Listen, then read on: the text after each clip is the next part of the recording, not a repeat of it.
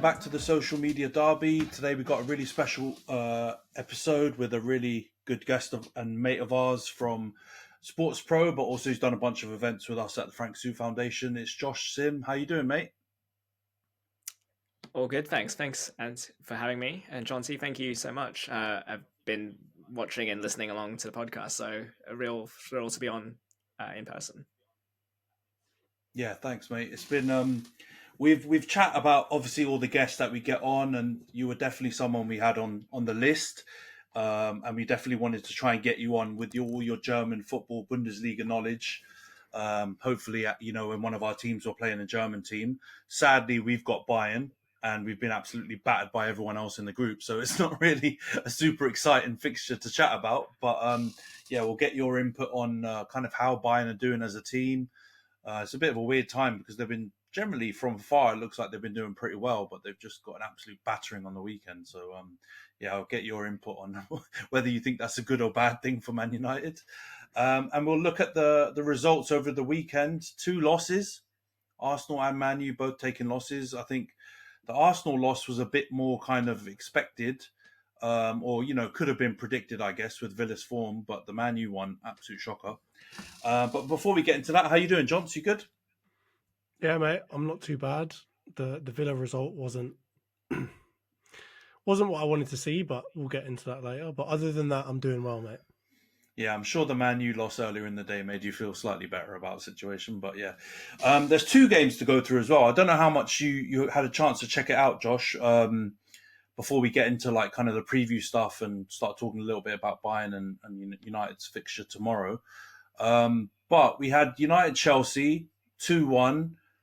Bit of a weird game actually, because I think anyway, from my perspective as a United fan, we kind of battered them. I don't know if it was United playing really well or Chelsea playing really badly. I mean, from the looks of the Bournemouth game, it's probably the latter. But we won that game 2-1. And then Luton, Arsenal. That was a strange match, wasn't it, John? It's like 4-3 Arsenal. I remember I watched the latter half of that game, and I was just so confused by how it went. But did you get a chance to check out, Josh? Firstly, the midweek games. What did you think of the United Chelsea game and the Luton Arsenal game? Yeah, I didn't get the chance to watch it live. I sort of caught the YouTube highlights of both, so that's full disclosure, first of all. But I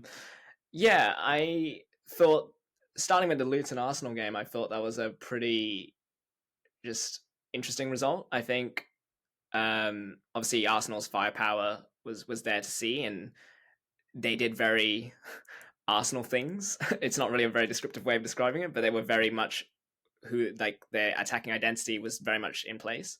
The defending was interesting. I mean, 2 of the goals from sort of set piece or aerial situations, so it's kind of individual errors in that sense. You can't really say it's a system failure. And then obviously vintage Ross Barkley decided to show up on a Tuesday night. It was an interesting game for Arsenal. I don't know. I mean, take those sort of 2 aerial situations aside. Maybe it points to Jonty will probably know if there's a more deeper weakness with aerial situations than I would. But it was a pretty close game, and obviously Declan Rice repaying the big transfer fee. And then just quickly on United Chelsea. 2 teams, I guess, who have suffered pretty much this season, and thought that in some ways I have sympathy for Pochettino because he's had a lot of injuries, and the back 4 or back 5 seem to be quite sort of switching week in, week out, and it just seemed as though they weren't quite at it. Just there was some hesitation in decision making, or just and obviously United took advantage of it. So I don't know. That's sort of my cliff notes on the 2 games, but I'm sure you guys have much more stronger thoughts on how those games went. Yeah, John. So, what did you think of the Luton game first of all? Because you went big, didn't you? I think you were predicting a big thrashing of Luton because we kind of don't really rate them as a team, but It was really tight in the end. What did you make of it? It was a lot tighter than I expected, and I mean, I was on the edge of my seat the whole match because, the set pieces, we were just getting packed out.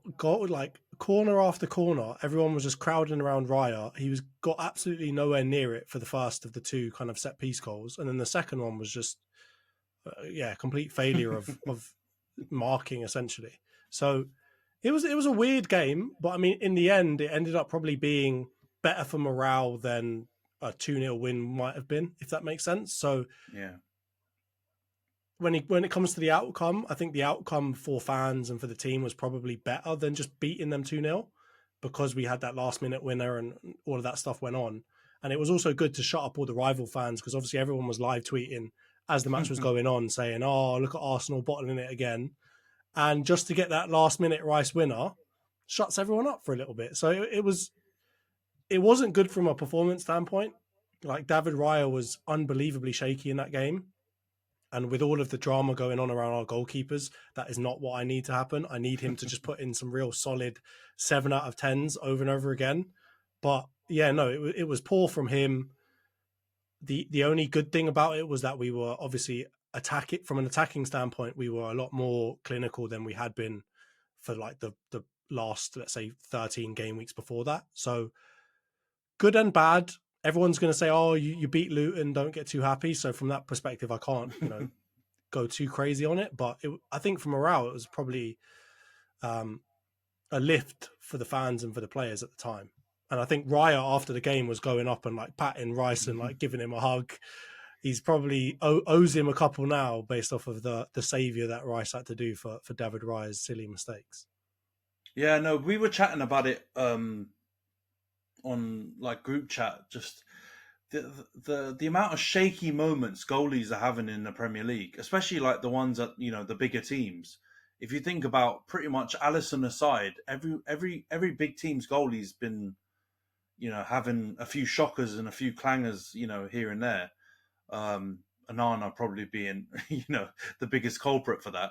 But even Edison, I think during that Spurs City game, there were a couple of shots, and I love Son. He's a great player, but the goal he scored, I think respectfully, Edison should probably save. There were a couple of other shots that went in that game that I thought Edison could probably do a bit better. And I know his whole shtick is that he's great with the ball at his feet, but you shouldn't be a hologram in goal. You need to be able to make simple saves as well.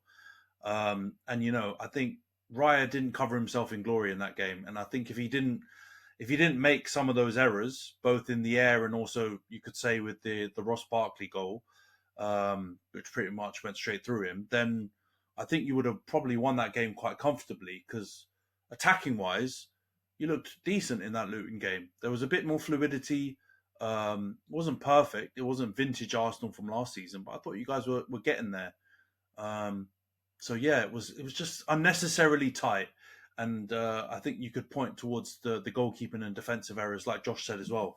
Set pieces, like Arsenal are generally pretty strong at set pieces. They don't normally concede too many from corners or free kicks and stuff. So it was quite uncharacteristic, I think, for you guys. But like you said, I get it. It's a last minute goal, limbs in the away end. It's not a bad thing. You know what I mean? It's better to win that game than draw it or lose it. The worry to me is, though, if you watch the Aston Villa game, you'll notice that that every single corner they got, they crowded round Raya. Yeah. So not only are those mistakes bad from just an objective standpoint, but he's actually now telling other teams to pack him out, and he was flapping at it again in that game. So if this is the way that people have found to beat us, we might have to bring Ramsdale back in, man.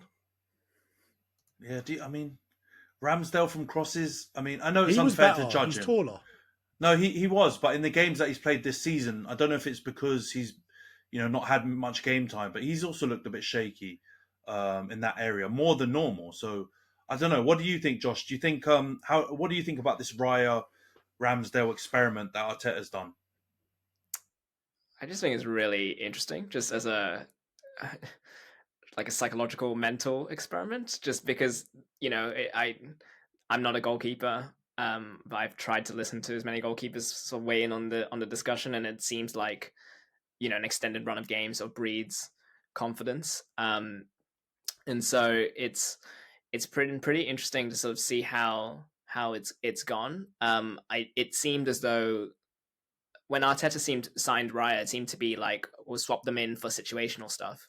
and now it seems that Raya's just sort of got the first team jersey under lock and key at the moment. So yeah, I still feel as though, you know, I'm still interested to sort of see how this goes. It still feels like an experiment, very much its infancy. But it is interesting that teams have sort of latched onto that being Raya's weakness and are now trying to capitalize it for sure.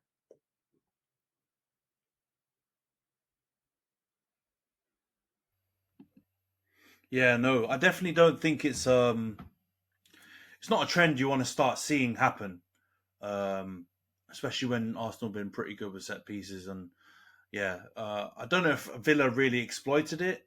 I don't think the 1-0 result had anything to do with that, but yeah, it's not something you want to start seeing happen, right? You don't want to see specific tactics employed to take advantage of a perceived weakness against your team, especially in quick succession. So yeah, it's not. It wasn't something that you would like to see happen against your team, and especially with the next result being a defeat. You know, in Arsenal's next game at home to Brighton, De Zerbi's going to try and copy and do something along those lines to try and take advantage of it. So it's interesting to say the least. With the United stuff, I completely agree with you, Josh. I feel bad for Pochettino. I actually really like him. I don't think he deserves the situation that he's in at Chelsea. And I think if you were to scale it, I think Chelsea, 60 to 65% of that was a poor performance on Chelsea's side. 35 to 40% was a good performance on the United side. We were so wasteful, but it's not like we did, and we created lots of chances, but it's not like we played sensational football. I think it was still pretty much direct as hell. Try and play through the thirds very quickly through the centre, and yeah, try and exploit the gaps that Chelsea left. But I don't think we played vintage football in that game either. But I think obviously because United and Chelsea are out the top 6 teams are kind of like the banter clubs. Yeah, I think there was more emotion around the win because of that reason rather than the performance itself.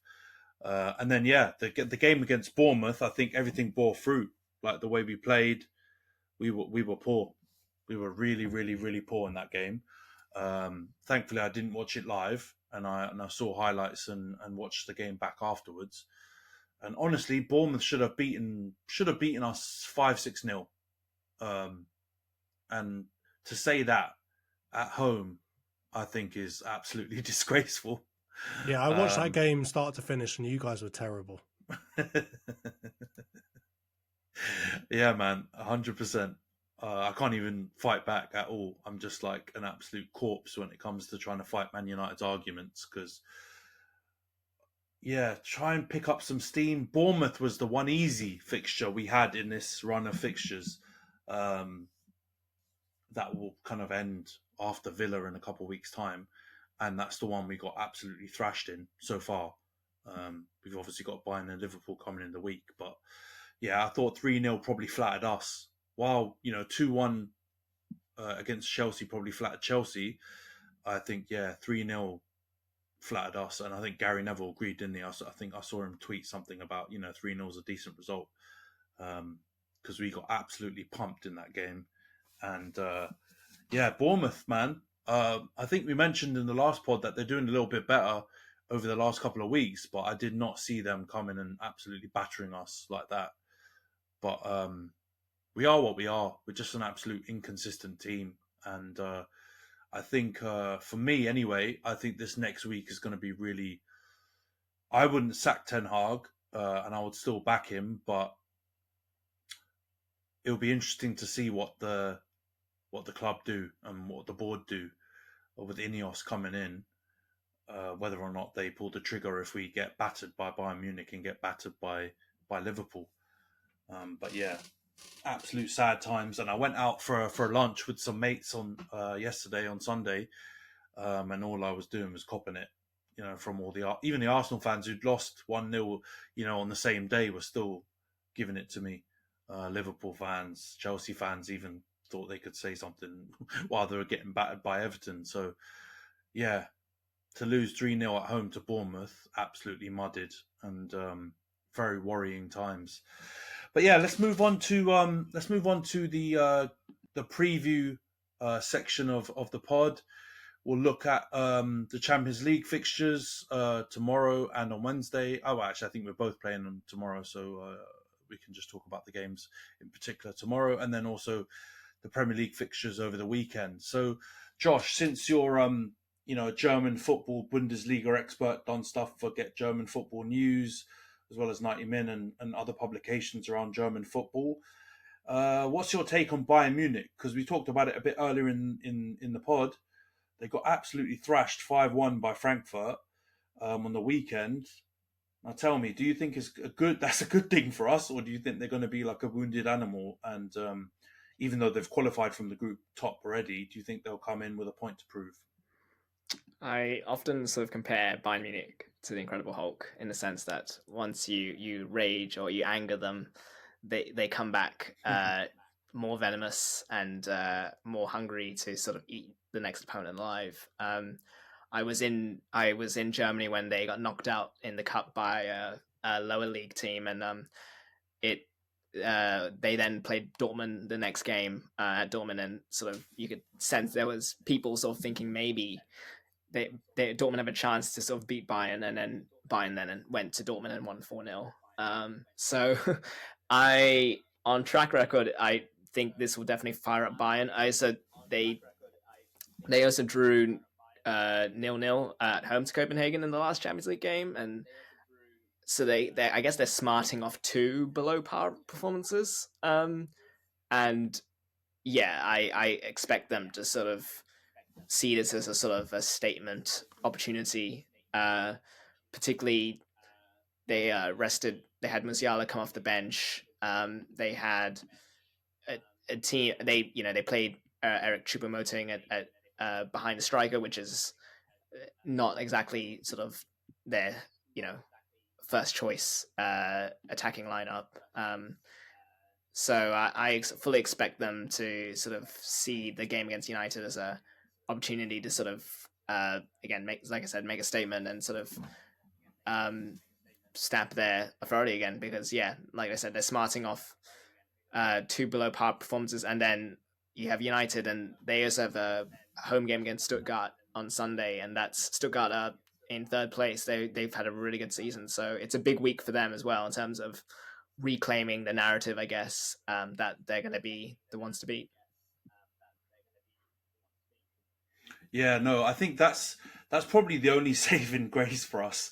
And I think if they weren't playing Stuttgart at the weekend after this midweek fixture, then they could field a full strength team and try and really really bounce back.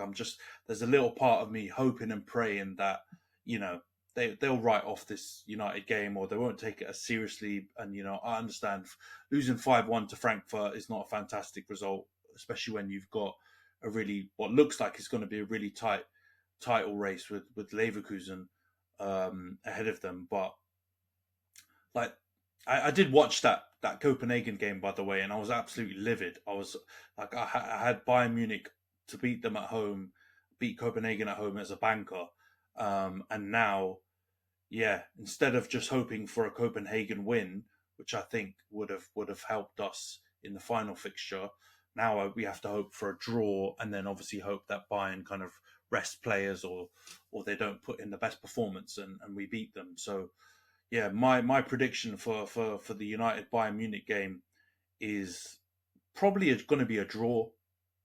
I don't think we're good enough, even if Bayern don't take it seriously, to actually beat them. But I wouldn't be shocked if United games at the moment, I don't think they're predictable at all. I think probably the only match that's going to be predictable is the weekend fixture at Anfield. I think we all know what's coming at Anfield on Sunday, but pretty much every other game is a bit of a coin toss. So I think we'll probably draw, and I'll go for something. I'll go for a Desmond. I think it'll probably be 2-2. What do you think, Johns, around the Bayern United game? I think they're going to beat you 3-0. The reason I say that is because their last 2 fixtures have both not been good, right? Like, they lost to Frankfurt 5-1 and they drew with Copenhagen before that. So I don't think you can bet on Bayern Munich losing or drawing or underperforming 3 matches in a row. So even if they've got Stuttgart on the weekend, I think they'll make a point out of making you guys look silly and batter you, so that they go into the Stuttgart game with a bit more confidence, even if they don't need to from a group perspective. I don't think they want to leave this group with 2 bad results in a row against you and against Copenhagen. So I think they're going to make an example out of you and slap you 3-0, if I'm honest. So you're saying for the second time this season, we're going to go off back-to-back 3-0 defeats at Old Trafford. You know what? Yes. I wouldn't be shocked. I wouldn't be shocked if that happened, because it makes sense. And I do remember that game that Josh talked about, the Dortmund Bayern game, and I think at the time Bayern had a couple of shaky performances. And they just absolutely battered Dortmund. So I wouldn't be surprised if they go into this game off the back of that Frankfurt defeat and absolutely pummel us. And, the way we're defending, I don't even think it would take a fantastic performance to do that. If Bournemouth can do it, there's no reason why, a second string or slightly weaker Bayern couldn't do it as well. Yeah, for sure. And I think if you do get battered, that could be the end of Ten Hag. Yeah. I was going to quickly add that if there is an Really, area... you're calling the end of... Sorry. Go for it, Josh. Sorry, mate. Oh, no. I was going to say, if there was an area that United can exploit, it's down Bayern's right side going forward, which would obviously be on United's left wing, which would obviously require Marcus Rashford to sort of recapture the form that seems to have lost quite suddenly, just because Upamecano, there's a mistake in him. Unfortunately, that he just doesn't seem to be, his concentration's there, but then there are there's a lapse where you can sort of maybe find a United player running through and goal, and he's culpable. They've also their right back spot's not entirely settled, because they've played Konrad Laimer at times there, who's a midfielder. They've played Mazraoui there, but then they've also shifted him to the left. I imagine they'll probably play with him on the right and Alphonso Davies on the left, but yeah, that would be the area. But obviously it would require, as I said, Marcus Rashford sort of going from 0 to 100 in the space of 3 or 4 days. Yeah, I can't see that happening. As much as I want it to happen, there's no way I can see Rashford. I think Rashford's probably not even a certain, starter at the moment. He's obviously not started the last couple of games.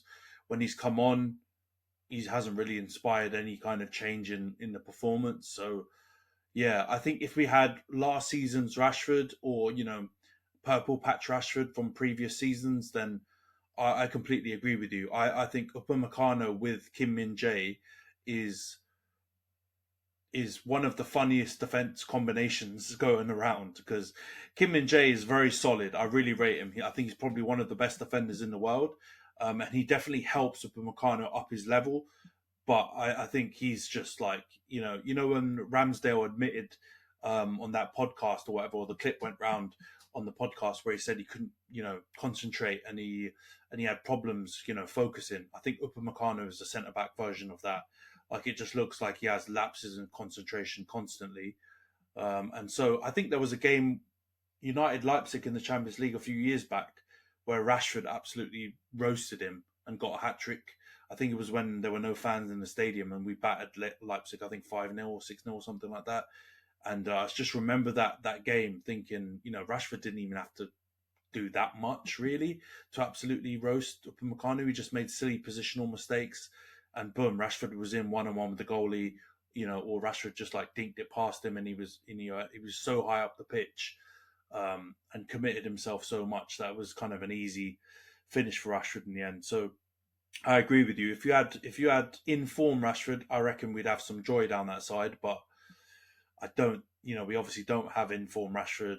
Maybe Garnacho could do something, but yeah, I think that's a lot to expect from a teenager, even if he has been doing really well recently. Johns, what do you think about the PSV Arsenal game then? Because that's a bit of a dead rubber, isn't it? Like, what do you expect of that game? I mean, based off of PSV's performance last week, I could see them, trying harder. I think for us, I think we're going to put out the bloody under-21s if we have to be honest with you. I don't think we're going to be going super hard at it. And I think from looking at the group, if I look at the group now, I mean, PSV would have to lose by quite some margin, and Lens would have to win by quite some margin for PSV not to get through. So I don't know how hard PSV are going to try. To be honest with you, I think they'll want to get through, so they'll probably put out a decently strength team, and it will really depend on how bad of a team Arsenal put out for that match. So I could see it. Let me go for a 1-1. I think Yeah. PSV will do just enough to get through. Arsenal will put out the kids, and it will be it won't be one for the record books. I'll tell you that much. That's what I was going to actually ask you. Do you reckon they will put out the kids? Because I've heard some Arsenal content creators say they kind of want to see a blend of both, because there's a couple of players that haven't really got loads of game time recently. Ramsdale's obviously an obvious shout in goal. Some players in defence like Kivior and stuff like that who could probably use a bit more game time. Would you go full B team, or would you kind of at least drop in a few of the first teamers? I mean, from reading the news, it looks like we're taking Ethan Nwaneri with us. We're taking Lino Souza and Walters. So I imagine none of them will start. So I imagine we'll probably put out some of the weaker players like Kiwior will get a chance, Jorginho will get a chance, Reece Nelson, some folks like that might get a chance. But I think depending on how the first half goes, we'll probably start bringing in some of the youth team to play for the second half. So I agree, though. I don't want to see complete youngsters out there. Like I would like to see some of the players that are a bit shakier. I'd like to see Zinchenko even out there. I'd like to see some of our players, like our first team players that haven't been performing as well, because I think a lot of them are real confidence players and they just need a bit more time on the pitch. So yeah, I'd put a lot of our kind of B team out there first, and then maybe bring on some of the youngsters or bring on some of the A team, depending on how the result is going. Yeah, I think that makes sense. Because I really don't think you want to take another. You don't want to. PSV are one of those teams where I think you guys lost there with your kind of almost full strength team in the Europa League last year. So they're obviously a good enough team that if you go too weak, you could catch a slapping. So you don't really want that for the morale and everything like that. Because the weekend game against Brighton, we talked about United having a tough week. Brighton are pretty much Arsenal and Man United's bogey team over the last couple of years. They got a win at the Emirates last season. They've already beaten us at Old Trafford, although some would argue that's not too difficult this season. But they have good performances against some of the big teams. So you don't really want to come off the back of a Villa defeat, lose in Eindhoven, even with some rotated team, and then go into that Brighton game, with the club kind of off the back of two defeats. So I hear you, man. I will definitely try and sprinkle some first teamers in there just to make sure you don't lose that game and keep it respectable. I think if you come away with the draw, that's not too shabby, and then you can round out the group. You've already won it, so it's just a morale kind of confidence thing, isn't it? Yeah, and I mean, like PSV are like what 10 points ahead in the Eredivisie already, so God. They're definitely no slouch. They're absolutely slapping teams. They've got like a perfect record so far, like 15 games and 15 wins. So they're no slouch. And I think if we do go too soft, I think I could see us losing, because they beat Sevilla, even if they were down for a good portion of the game. They managed to come back and win. And Sevilla are obviously no slouch either. So, I don't want us to lose to PSV. Let's put it that way. So whatever we've got to do to keep it competitive, even if it ends up a draw, I'm fine with that. But yeah, we can't go to PSV and lose. Yeah, I don't think that would be great. Josh, what do you think? Because we didn't get your predictions on those two fixtures. Do you think there's any chance for United against Bayern, and how do you think Arsenal will fare against PSV? I'll say quickly United Bayern. I think United will get a goal, but I think it'll be 2-1 Bayern maybe, or 3-1 Bayern. I don't like, as much as I think they'll want a response. I don't know. I don't know if it'll happen that way. Come tomorrow. But as for PSV Arsenal, I think I think you guys have sort of mentioned it. It depends on sort of what kind of team Arsenal put out. I know it's they were playing a mid-table team in their last game, which by the way was on Thursday, so they've had quite enough rest between that game and now. But they put 30 shots against Heerenveen in a 2-0 win, and I'm struggling to find a recent game rather, where they've gone fewer than 10 or 11 shots. So and obviously their manager being Peter Bosch, he used to coach in Germany, and his teams and he coached Lyon as well. His teams are very much attacking, and that's the only way he knows. So I'm going to put it down as a 2-2 draw. Obviously contingent on Arsenal putting out a mixed, some starters, some bench players, kind of 11. Just on the back of that, I don't think I don't think PSV will hold back, and I imagine Arsenal, there'll be players like a Fabio Vieira or a Kivior, sort of players like that, who will probably want to put in a good performance to sort of put themselves forward as the December run-in continues. Yeah, that makes sense. I think you're right. I think a lot of it's dependent on what teams are fielded in both games. If Bayern don't field their full strength 11, then we've got a semi chance, and if Arsenal don't field a full strength 11, or at least a blend of some of their first teamers, you could lose that game. I don't think you'll get slapped, but I think you could lose, and I think Josh's stats around the shots are pretty ominous, because you don't really want tons of shots being rained in on Ramsdale when he hasn't had loads of game time recently. It could end quite badly. But let's go to the Premier League weekend's fixtures. Like I alluded to, pretty difficult games really for both teams. Arsenal obviously at home to Brighton, United going to Liverpool. I've got to start this off by saying I'm absolutely shitting it for this set of fixtures. I mean, Arsenal-Brighton, I think even though you've got a bit of a bad record against them, I think there's a very good chance you could beat them at home. Whereas with the Liverpool-United fixture, I'm going to need some encouragement from you guys, because otherwise I can't see anything. I can't see Liverpool not scoring at least 4 goals. Let's put it this way, and I can't see us scoring more than 1. So I think we're in for an absolute thrashing. I'm hoping and praying it won't be 7-0 again, because I don't think I could take 2 7-0s back to back at Anfield.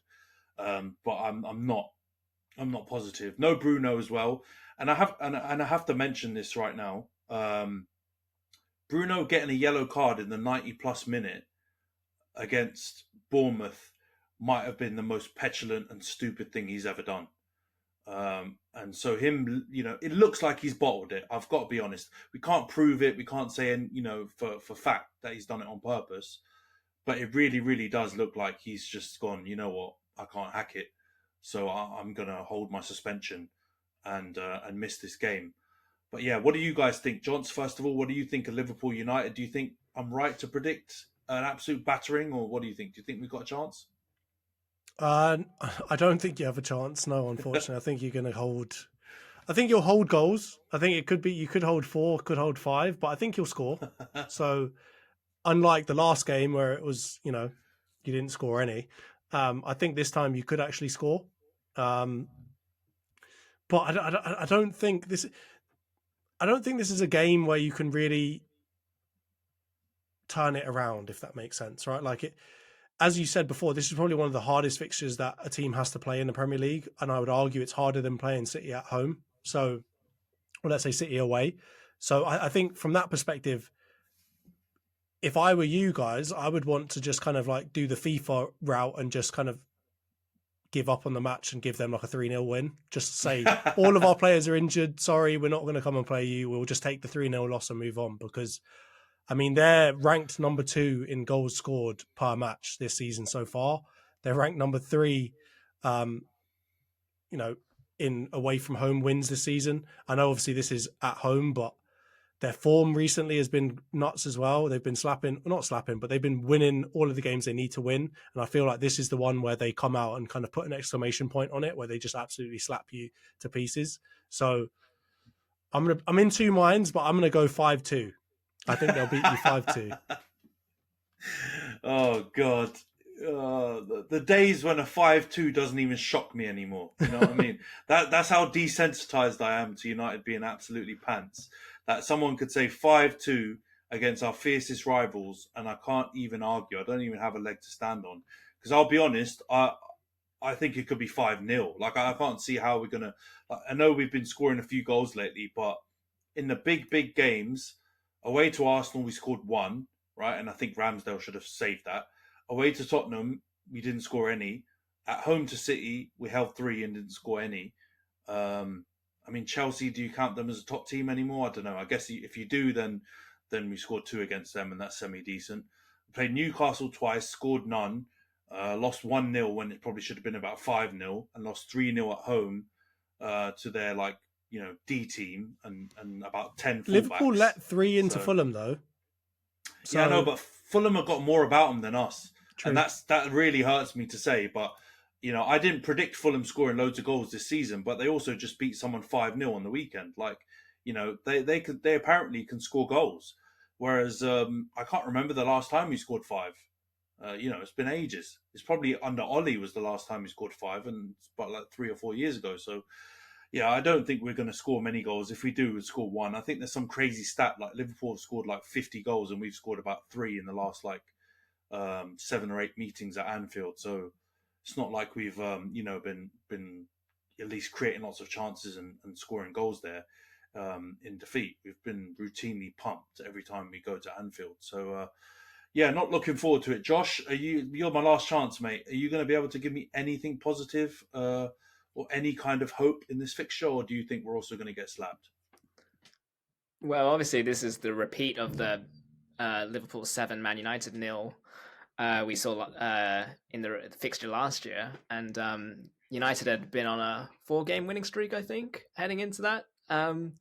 So it's interesting now that that was a result, that 7-0 result, obviously, I don't think many people had predicted. And here we are several months later, and it's what we sort of expect from this game. I think it comes down to, we know who Liverpool are. We know what their identity is. We know what they're going to do. They're not the mystery here. It's whether, United try and shore up at the back, or do they try and have a go at Liverpool. And I don't think they're good enough to sort of keep it tight at the back, and I just can envision problems for them should they try and have a go at Liverpool, given the space that'll be left at the back for Salah or Nunez. So yeah, and even bringing up that game, that 7-0 game, I look at the 2 lineups that United had that game and the lineup against Bournemouth, and I mean, save for some absences due to injuries, it's not really a different team. So yeah, I'd be very concerned if I were you, Anthony. Yeah, I do think there'll be a goal for United, given that Liverpool have lost Matip. Their defensive stocks are sort of low, with Robertson obviously out as well, so there may be some fatigue because obviously they have the Thursday night game. But yeah, it's hard. I'm going to be generous, I guess, and say 4-1 Liverpool. But that feels like a minimum basement result, and the ceiling is obviously limitless, it feels like. Oh my god! You know what, Josh? I used to really like you, mate, but you just absolutely killed me on my own podcast. For sake, limitless possibilities. It sounds like a bloody broadband, motto or something. That's Man United right now. Limitless. Let's bring up one good thing, and this might be construed as a bad thing or a good thing, depending on how you look at it. No Bruno means opportunity for a different captain to step in, and it might be the one, the only Slabhead. That's not a different captain, though, is it? He used to be our captain, and he was rubbish. So no, I know, but he wouldn't get on the field as much. And I'm going to go back to my default stance on United so far, which is you need people that try hard. If I were you, just stick the whole under 21s out there. You don't need to play any of your current players. They all have proven they don't really care all that much. Just stick your youngsters out there, because they will, at least for them, there's some pride still on the line. They haven't lost all of it yet.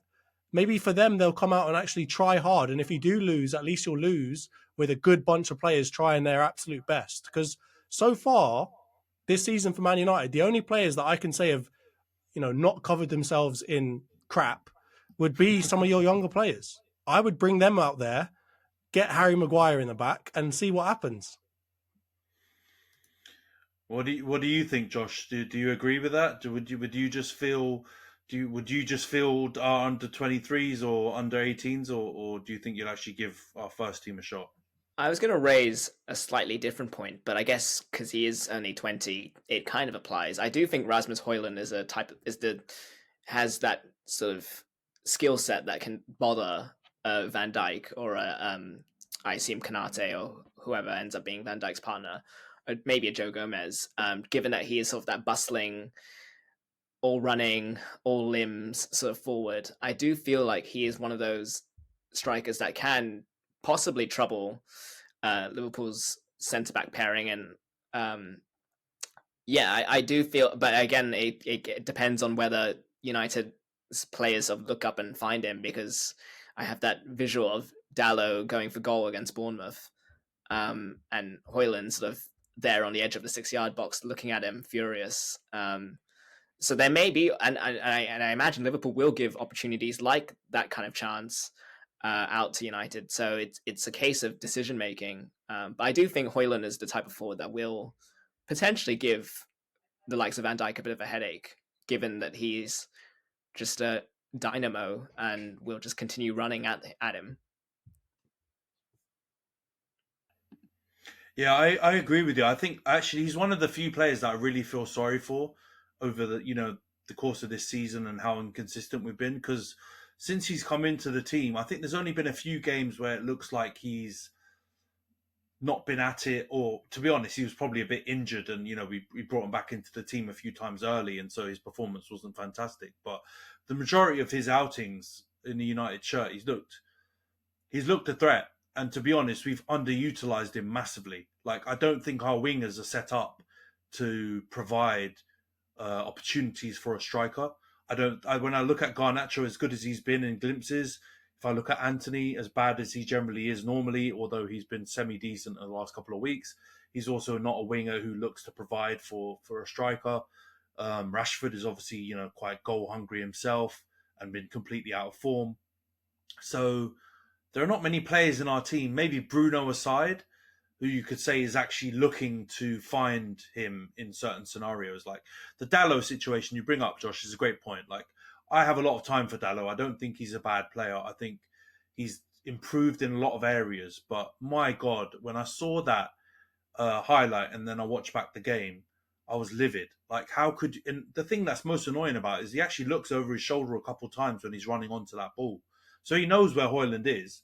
He just decides to shoot from a totally acute, completely almost impossible angle, and thinks he's got a better chance than if he had squared it for Rasmus. And to be honest, it just shows the football IQ of a lot of our players and kind of the greedy nature that I think a lot of them kind of have. I don't think there's a lot of teamwork and kind of teamwork that goes into a lot of our play. And even if Ten Hag tries to kind of instill it in them, I think we've got a lot of players that want the limelight for themselves. I think even Scott McTominay, like, don't get me wrong, he obviously scored the goals against Chelsea. He's one of the few players who scored goals for us. But I do think there have been moments in the last couple of weeks. I think Galatasaray is a great example where he should have passed the ball. And he sees, like, a shot on goal and he takes it. Now, I understand he's obviously scored a bunch of goals and people are, giving him kind of that,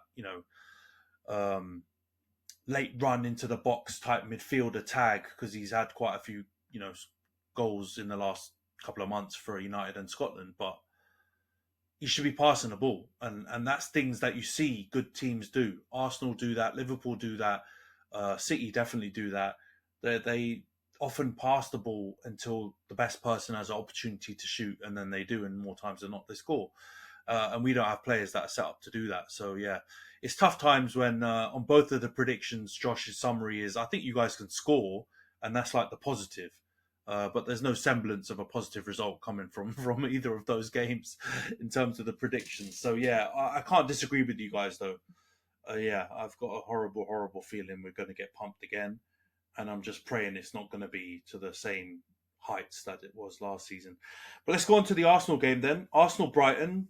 What do you think, Johns? Do you feel like you guys are going to be able to get this hoodoo off your back? Because like I said earlier, Brighton have a great record at Emirates and Old Trafford. Do you think you're going to turn it around? I think we'll win. So, I mean, Brighton have been, and it feels harsh to say this, but they've been a little bit underwhelming so far this season.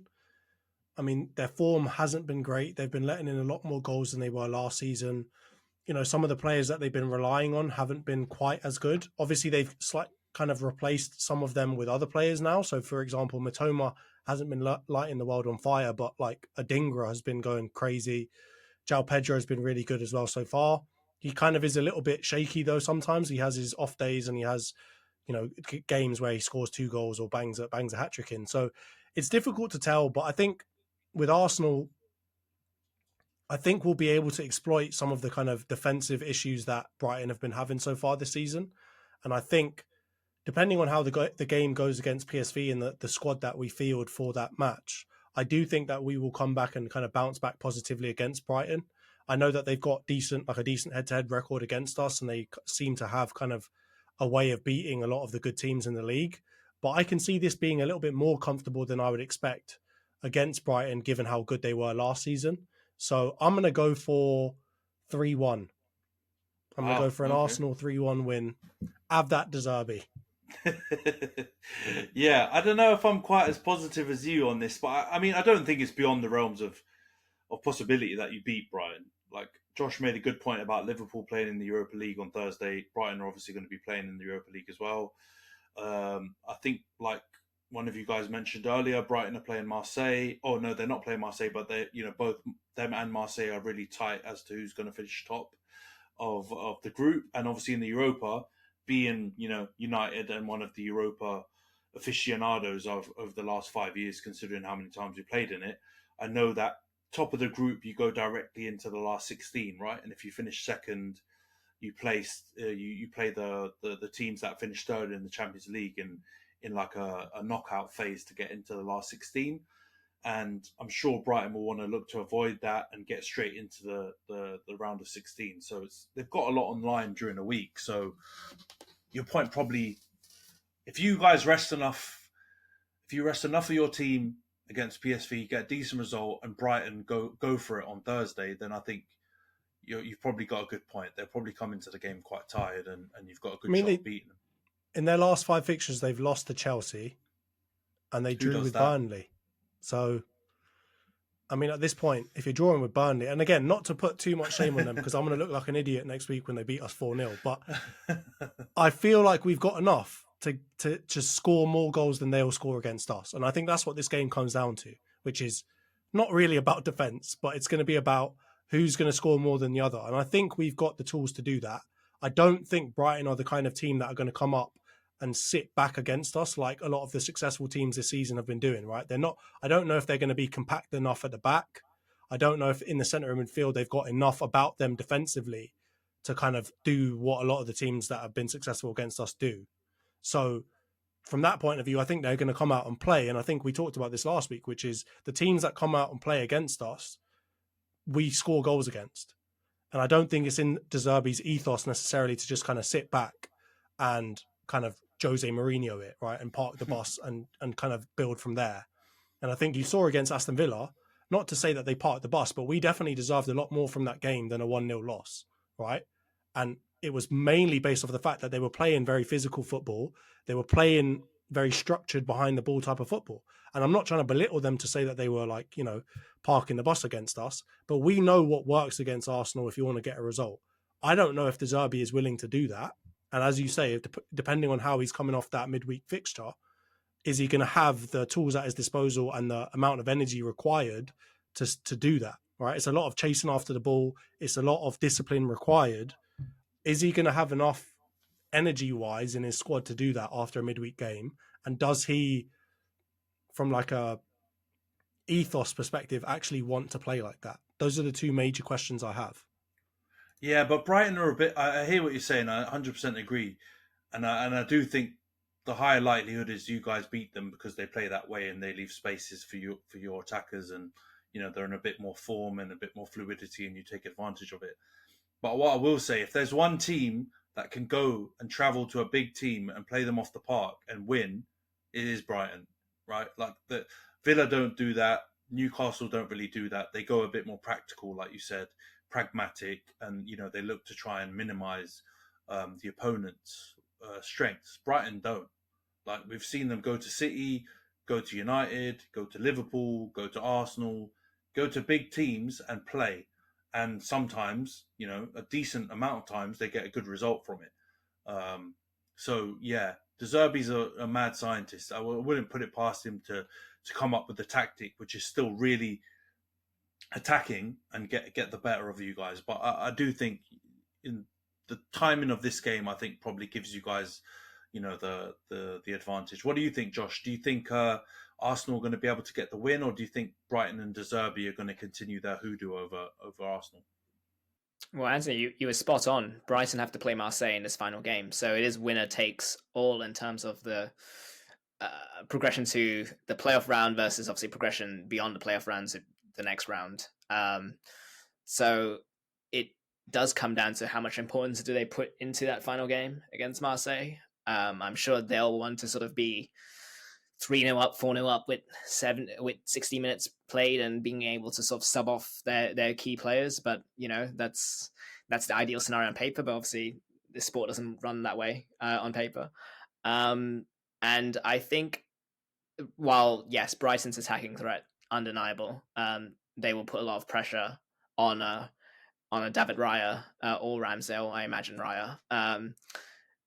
I also think they will give chances away, and it depending on who they play at fullback. I mean, against Burnley, they played James Milner at left back, and I'd be licking my lips if I was a Bukayo Saka or a Gabriel Martinelli or whoever gets to start against him, should James Milner start left back again. So yeah, it's going to be an entertaining game for sure. And I also feel like Arsenal's backline can set up well against Brighton's attack. It just then that João Pedro and Adingra, obviously they play out wide, but obviously they come inside as well. And obviously Zinchenko, he seems to be the starting left back for Arsenal. He sort of obviously occupies that sort of inside position. And similarly, obviously Ben White's very adaptable, can go out wide and defend obviously the central area as well. So yeah, I think Arsenal will win. I mean, I'm going to say 3-2. It was between the 3-2 and 2-1. I've just gone with the more goals factor, just because that's what I want as a neutral in this game. But I think Arsenal. But I do think Arsenal have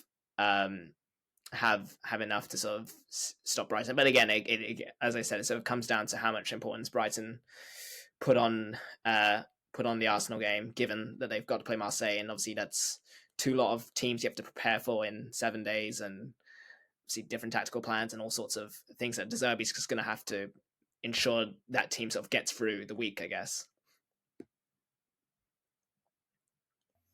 Yeah, no, that's a really good point. We're reaching kind of like this part of the season where there's just so many games.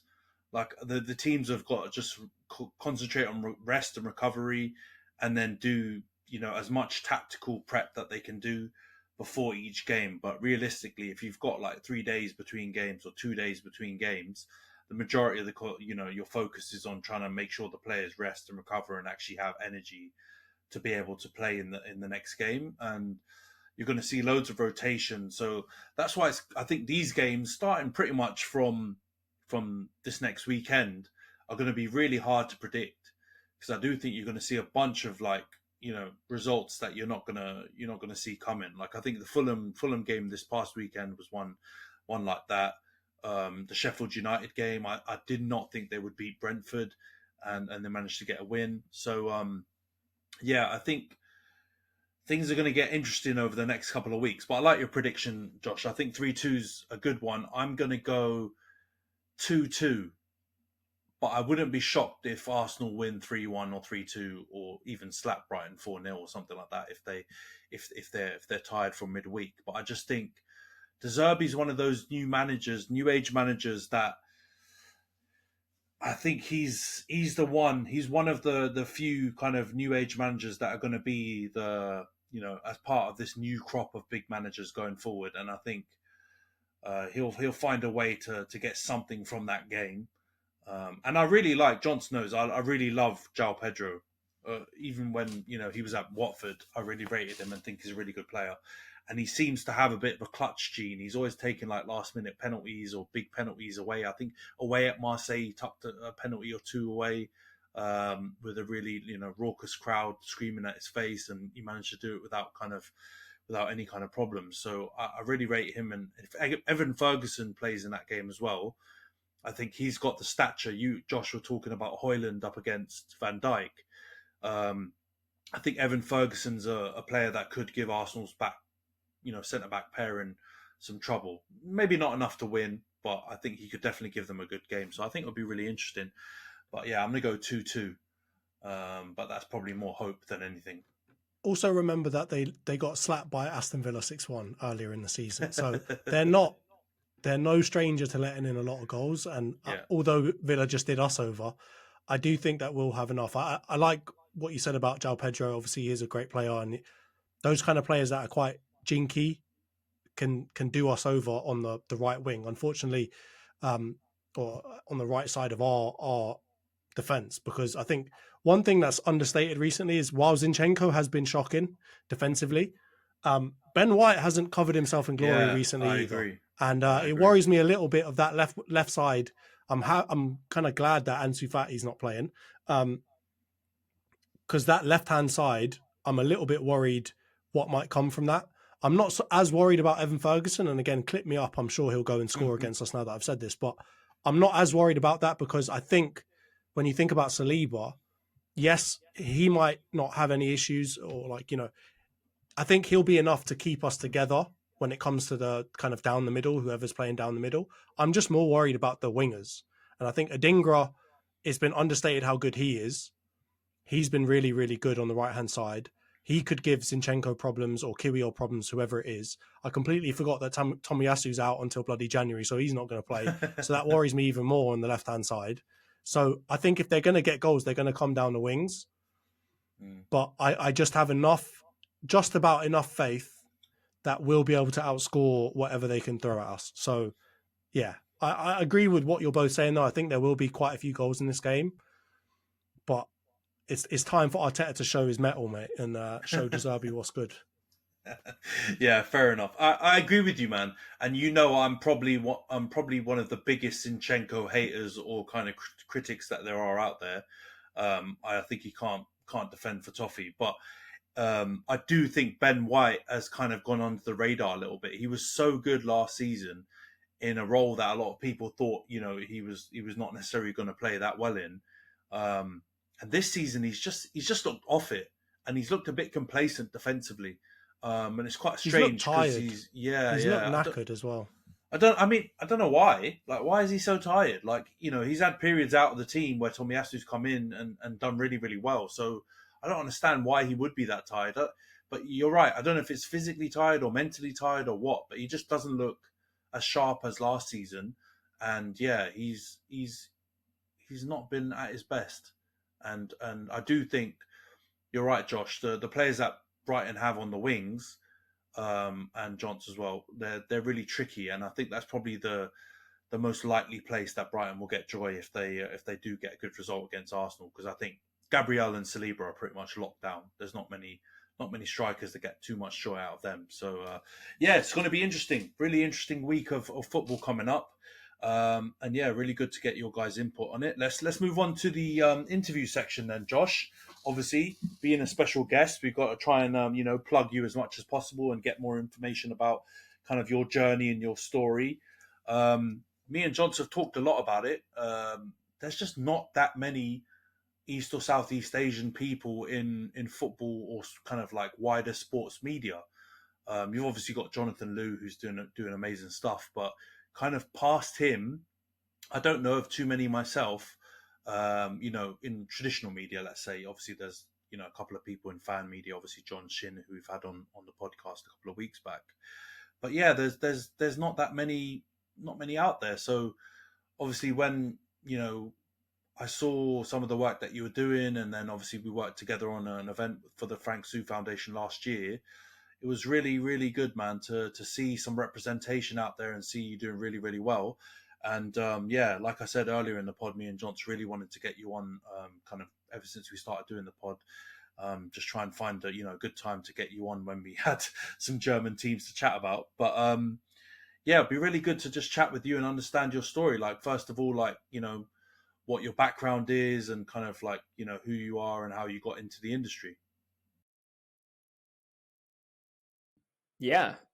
Sorry, there's a small hesitation there, but yeah, I guess in terms of who am I? I so I moved around a lot as a kid. I didn't come to the UK till when I was about 13. Um, but I was already at that point an established football fan. I'd sort of was inspired by the 2006 World Cup, and yeah, I guess sort of me venturing into this sort of space began at uni, as I feel like career paths do for several people. I was leading the sports department at a student radio station, and then this was during COVID, so then we then had to transition into being a bit of a YouTube channel. And yeah, I felt it was pretty important to sort of get content out, and obviously people were home, and it was kind of easier to sort of do interviews with people obviously not being able to go out and do what they usually do.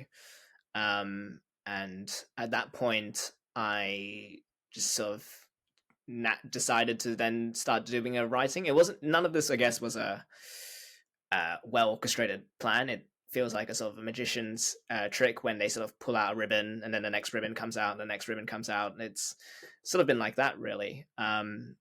So yeah, by the time I sort of was getting to the end of uni, I thought I wanted to give it a shot. And yeah, did a master's degree in sports journalism for a year, and then luckily found my feet and got a job at SportsPro as a reporter now, pretty soon after graduating. So yeah, it's all happened quite quickly, and it's all been it's been a great experience so far. And obviously, you just want to sort of get on the ladder, before you sort of reach the peaks of chief writer or senior reporter or whatever. So yeah, no, just enjoying the ride and just trying to just learn and progress and develop further. So you mentioned the World Cup 2006. I'm guessing that was what part of that tournament kind of really inspired you to get into football and potentially into like football sports media, because like we've spoken to a few other people on the pod, and obviously there's age differences and there's people are inspired by lots of different things, but what in particular from that World Cup really got your juices flowing? Well, first of all, full disclosure, I don't want to make either of you feel bad, but I was 7 at the time. So I was really young. I think, and it's the power of the wall poster. I think, those posters where you can fill out the results on your wall. I believe someone in my family went to a sort of hi-fi TV store and got a TV, and then the poster came free, and then handed the poster over to me, and I then sort of took it upon myself to sort of try and catch as many games, obviously write down the results and fill out the poster as neatly as possible. And then yeah, just sort of getting sucked in. It was that 2006 World Cup. I felt like there was a lot of stars at the tournament when you think about it. So a lot of big names and a lot of dramatic games as well. As someone who's Australian, the getting knocked out by Italy in the round of 16 on a last minute penalty still burns in my memory to date. But even so, you had the Rooney red card and the Ronaldo wink. You had obviously the great Brazilian team of Ronaldo, Ronaldinho getting knocked out in the quarters, and obviously who can forget that Zidane and Materazzi incident that led to the headbutt. So I felt like there was a lot of sort of incidents and flashpoints and storylines that came out of it. And then from there, and then from there, I guess it sort of just carried on to the Premier League. And around the same time, someone had sort of convinced me at school to support Liverpool, and I trusted them. I trusted their judgment. Oh, no. I had no reason to doubt their judgment. And so I think it was off the 2005 Champions League win as well. So seemed like a good time to jump on. And that was it from there. And then I sort of started trying to catch as many games as you can. Obviously, living in Southeast Asia at the time, the time zones were a little less. Less. It was harder to sort of stay up for, I guess, the big night games. But it was from there. And obviously, I then had started playing at school and outside school as well. So having that to hand as well probably helped as well. No, that makes a lot of sense. I remember, and Jonty will probably be able to validate this, but in my mind, the big World Cup that had that kind of impact on me as a kid was probably the 2002 World Cup, because I was in secondary school, or I think I was in just at the end of primary school, and obviously that was hosted in Japan and Korea.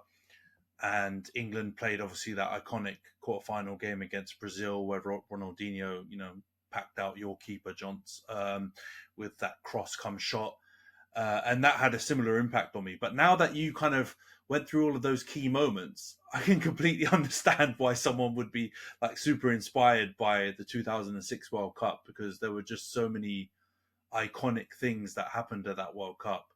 You had obviously it was a bit of a changing of the guard kind of World Cup, if you think about it. There were a lot of kind of that vintage era of class 90s players kind of coming to the end of their career, and kind of the new guard, the new age crop of players that will kind of lead us into the 2010s kind of coming to the fore. So I get it. It makes a lot of sense. Damn, I didn't know you were a Liverpool fan, so that hurts, but makes sense why you are saying That's the where possibilities. That's where the limitless comment comes from, doesn't it? Yeah, all of these things are adding up now. So I feel like I've been fooled into letting an enemy on across enemy lines. But yeah, no, it makes complete sense. And when it comes to your role at SportsPro, because I want to dig into that a little bit, what's it been like? Because I know you don't just cover football. I know you cover all kinds of stuff, and obviously from the business angle.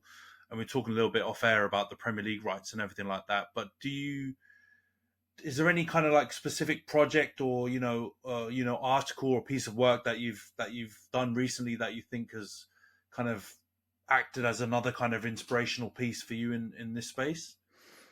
Well, just quickly on the Liverpool thing, I mean, I don't advertise it as much nowadays because I've sort of become less attached to the Premier League, and obviously, as you said, and as you know, I'm sort of more focused on German football these days. But it is still there. There's still pang, that heart flutter, if you like, whenever they're on the TV. But no, to go on to your question at SportsPro, yes, no, you're correct. For those who don't look at our stuff, we cover the wider sports industries and not just football, but obviously we have a lot of people from the US who read our stuff, so we cover sort of basketball and American football. Obviously those are gigantic industries in itself. Obviously football, soccer, wherever you're in the world, and stuff like golf and all those other sports. So yeah, it's been good to sort of, I mean, it is sort of an intense experience, I guess, diving into all these different sports. I mean, some of them I had already started to follow, but obviously some were completely new. But it's been really good. And in terms of sort of pieces that have stood out, one, I mean, I liked just because of just passion and interests was we mentioned the Dortmund Bayern game earlier. I was lucky enough to be in Dortmund during last month because I was there invited by the Bundesliga along with other journalists to sort of do some pieces about them and the Bundesliga, and it was a crossover with the NFL actually, so a few pieces on that with them, with their sort of relationship as well. But yeah, it was a really insightful piece. Obviously I was already interested in German football, so it wasn't really a hard sell, that trip, and being able to dig into it a bit more and obviously write about it for different audience than I'm used to writing German football about was quite fun. And yeah, I think I got to speak to Michelle West in October, and that was a real pleasure, given that, as you guys know, she's probably one of the most iconic Asian American athletes of recent memory as well. But obviously, paving the way in golf, and obviously you see a lot of Asians or Asian golfers sort of have broken out since. And obviously, she did it at a really young age as well. So it was really nice to sort of ask her about golf, and obviously she's now retired, but she's doing a lot of she's got a very busy investment career. So that was nice. And obviously, as you guys obviously know, October was Asian Heritage Month in the UK as well. So I did mention that to her, just because I thought the timing was quite fortuitous. So yeah, that was a whole podcast, SportsPro podcast. People can listen to it there, and there's also a write up of the interview as well on a website. So those two are pieces that I'm really that I guess appealed to me for different reasons, but ones I'm pretty passionate about and really glad I got to write and be a part of. Yeah, no, the German football one sounds unbelievable. I think if there's one like stadium, and I don't know if Johns will back this up, but like going to Dortmund to watch a game is high up there on the like European football stadium kind of experiences on the wish list, because yeah, unbelievable. It's a shame they sing "You Never Walk Alone" and all that kind of. There's a bit of a Liverpool influence there, but you know, I'd still love to go there nonetheless and experience it. So yeah, that sounds like a sick experience, and that is something. The other part around identities, I guess, a really important one. Is obviously something that we mentioned earlier. You know, there's not that many, at least in football anyway. Obviously, you've got Son, you've got Kim Min Jae, you've got a batch of players in this era, but still, if you compare it to other ethnic groups, you know, I still think we're pretty underrepresented when it comes to big major sport.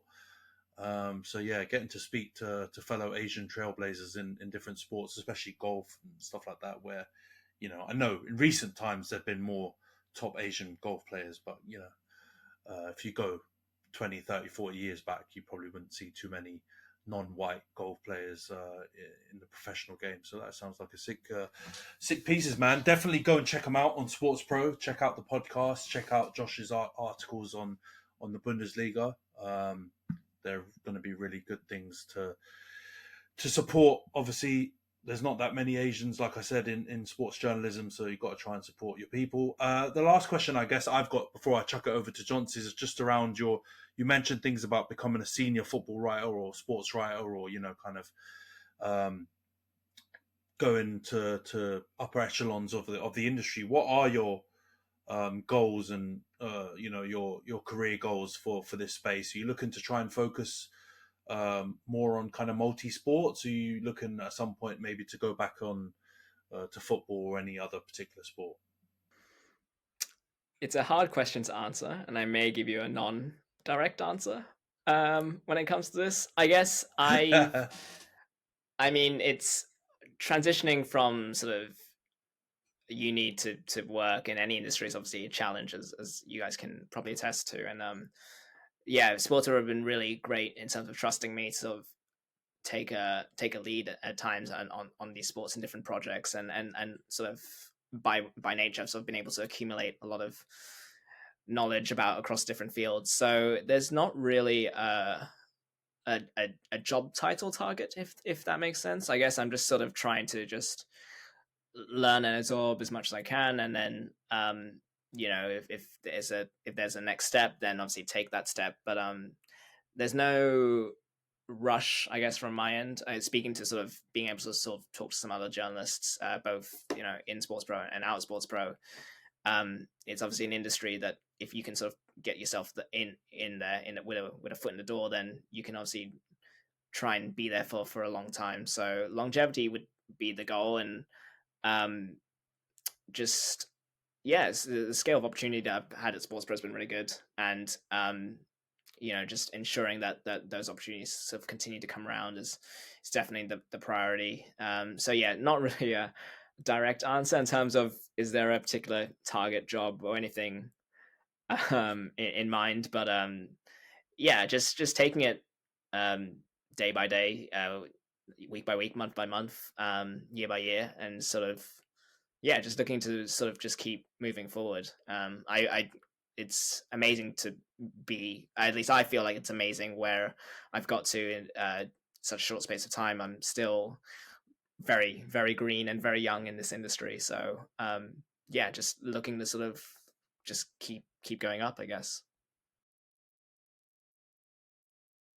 Yeah, no, that makes sense. It is a good point, man. It does add a lot of context when you talk about some of these life events and saying that you're like at uni. COVID was, it feels like such a short time ago. For you to kind of be where you are right now, is a huge achievement, man. And I think that makes sense. It's very grounded. A lot of people would have probably answered, I want to be this title at this paper or this publication. I want to just do this and just do that, and think they're kind of, close to achieving that now, or kind of, maybe be a bit unrealistic with their goals. But I think, it sounds like you've got your feet on the ground, and I'm sure, along with obviously the great stuff that you write and talk about, I'm sure you'll be able to achieve loads. John, do you have any other questions for Josh before we move to the special segment? No, I mean, it's great to hear about the fact that you cover so many different sports. I think that's always important as well, because there's a lot of, I guess, football seems like it's its own world at times. It's always good to be able to see how other sports run things, and I'm sure it gives you your own kind of opinions and outlook on how footballers run certain things that they do versus kind of some of the other sports in the US and elsewhere. So just really interesting to see that you cover so many different sports, and I've seen you covered part like the Man United merger as well, and all of that stuff. So I mean, or let's say the Man United owner bids and all of that stuff. So must be interesting to get involved in all the business side of football as well. Yeah, Yeah, I think sure. you were being a bit I wish it was a merger or a purchase, but it's just going to end up being what it is, isn't it? Yeah, no, it's I mean, you could do a whole podcast on this takeover sale stake process, whatever. I mean, United, when they first sort of said it, said they were exploring strategic alternatives was the term. So we've all been sort of in the dark as to what that kind of means and what that is. But yeah, no, to John's point, it's been great to sort of explore sort of things that sort of are happening across a number of sports, like, and again, this could be a whole nother podcast, but Saudi investment, obviously it obviously has been boomed in football, but obviously it's taken shape in so many different sports, and it continues to take shape. So it's nice to have that perspective. And then it's not exactly the most useful thing when it comes to pub quizzes and stuff, but definitely adds some extra context and added info for anyone who's willing to sort of give me 20 minutes or so to sort of and entrance them with such stories. Yeah, no, it makes complete sense. And that's a really good point. We probably don't talk about it enough on this podcast, because I guess there was obviously a bit of a flurry during the transfer window, wasn't there, Johns, when the Saudi clubs were buying players? But I don't think not too many players from United or Arsenal really got linked with too many moves. So we kind of just talked about it in passing. But yeah, the whole Saudi investment in sports topic is really interesting, and it really gets a lot of people, for some reason, gets understandable reasons to a certain extent. It gets people's back up, and you get really interesting points of views around it. But yeah, it's definitely something that I think we're going to keep seeing in all sports, but especially football, probably in the next 3 to 5 years, and obviously leading up to the World Cup that they recently won the bid of. But yeah, let's move on to the special segment that we ask all guests on the podcast, and that is, who is your favorite Asian player of all time? We kind of talked about it a little bit off camera, but feel free to say someone obvious. You don't have to say someone niche like Jay Harris did, for example, or some of our other guests. You're totally free to say Park Ji-sung or Son Heung-min or someone like that. So yeah, Josh, who is your favorite Asian player of all time? Oh, it's a big question. It's a really big question when you say it like that. Uh, No, I mean, I would be obviously remiss. I think he's obviously a current player, but I think when it's all said and done, Son Heung-min will be top of the tree. Obviously Kim Min-jae as well. I'm big fans of those players, but I wanted to talk about a player who I've always had a fascination with, I guess, and that would be Keisuke Honda, who obviously just any. I mean, I can't pretend that I watched the Russian Premier League in the mid 2010s or early 2010s when he was there, but obviously, anytime when Japan was at World Cup, he seemed to be front and center, a sort of big game player. Just that free kick he scored against Denmark in 2010 World Cup from range is just a goal that was sort of one I replayed a lot when, as a fan of watching it. Just he in an era where I guess the 2010s we obviously had loads of sort of playmakers and they seem to sort of have the limelight. It's a shame that he didn't quite have it as much. I know he got a move to AC Milan in 2013, 2014, but it seemed as though just circumstances made it quite difficult, changing coaches and disappointing league finishes. It's a shame that he didn't, and I'm not, by no means do I think, I mean, I imagine, obviously I know Serie A is a quality league, but in terms of his style of play, I'd love to have seen him play in a La Liga or a Bundesliga. I feel like his style of play may have been better suited to those leagues, but yeah, man, I'm a big fan of him. He actually went to Melbourne Victory during the twilight of his career, and that's my local Australian football team, the A-League team, and I was pretty excited to sort of hear that he was coming down to Melbourne. He obviously had a few injuries, so it wasn't quite the impacts that he probably wanted, but he's one of those sort of enigmas of a player, someone who could sort of conjure something out of nothing, and yeah, just a joy to watch. He knew when he got the ball that something was going to happen, and yeah, I'm gonna put him forward as one of the best Asian players of all time. And obviously, I know this dates me because I'm someone who started watching football in 2006. But yeah, in terms of the impact he had sort of during my lifetime, at least, his impact I feel like is up there, especially for his country, but also he was a really handy player for club as well. Yeah, no, I think that's a great shout. Johns, I can't remember. Has anyone said Honda yet? That might be the first Honda shout we've heard. He's been given like honourable mentions, but he's never been given the title of favourite Asian player. So yeah, that is a new one. Nah, that's a great shout because I have to admit, Honda and Nakata are probably the original Asian ballers, like the stylish ballers that we had so far. And I know what you're saying about Son. I think as an actual football player, like pure impact and just efficiency, Son's probably going to be remembered as the best Asian player. I know Johns won't be too happy about that because of the Spurs stuff, but I think he will. But in terms of just those stylish, like just trend-setting players, I think Nakata was the one when I was young, um, playing in Italy, where he had the bleached hair and he was just like he just looked stylish in basically every team's kit that he put on, and I think Honda was kind of maybe your generation, Josh, your generation's version of Nakata because he also had the bleached hair and he also played in kind of a stylish manner. So I think like he was probably a great shout, to be honest. I'm not sure why no one's mentioned him because I remember when I was at school, in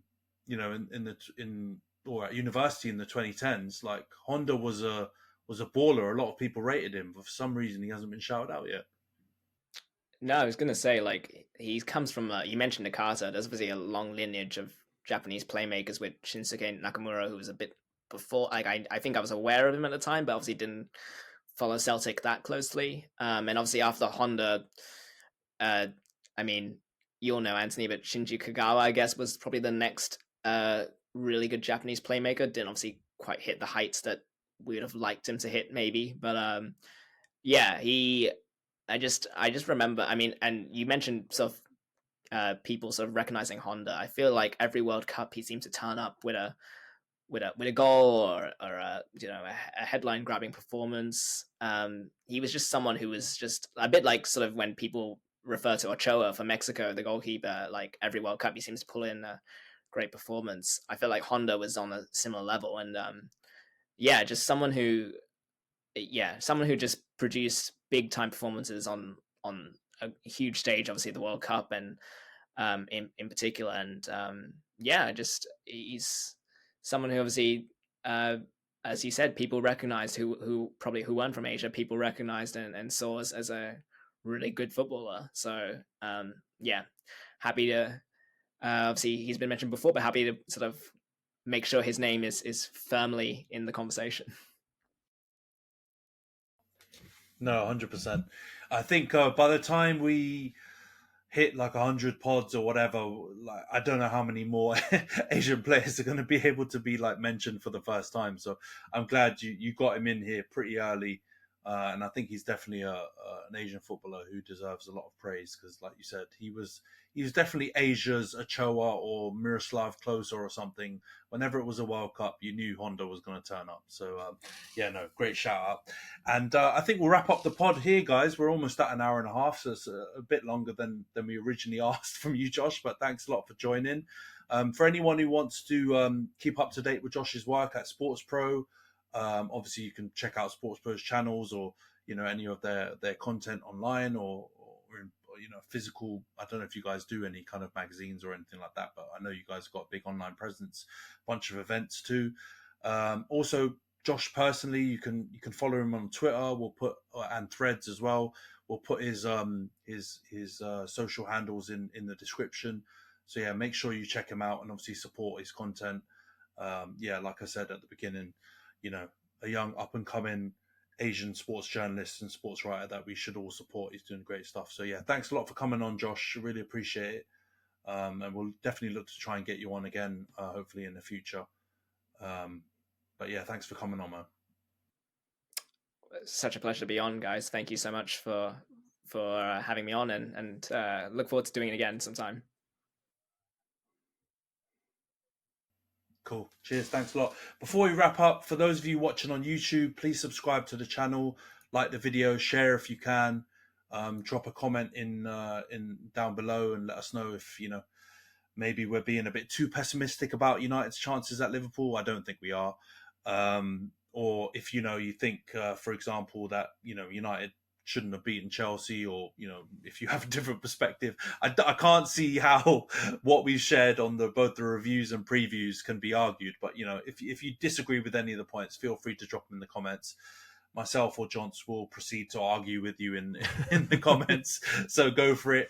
And yeah, if you're listening on any of the audio platforms, Spotify, Apple, or any of the other podcasting platforms, please make sure to follow, give us a 5-star review, or a 1-star, whatever you deem is worthy. And yeah, we'll try and interact with you on those platforms too. But yeah, thanks, Johns. Thanks, Josh. And we'll see you next week. Thanks, guys.